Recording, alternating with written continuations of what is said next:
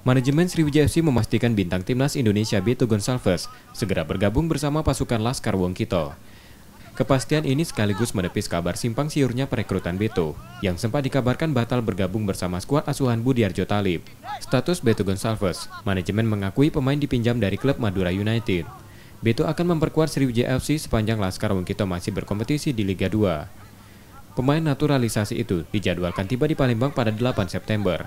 Namun pemain kemungkinan besar belum langsung bergabung dalam latihan. Iya, rencana ada. Tapi belum latihan lah kali ya. Nah, lihat-lihat dulu, kata dia capek.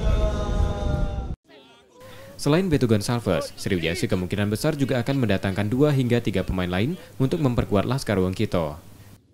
Nur Muhammad, Kompas TV, Palembang.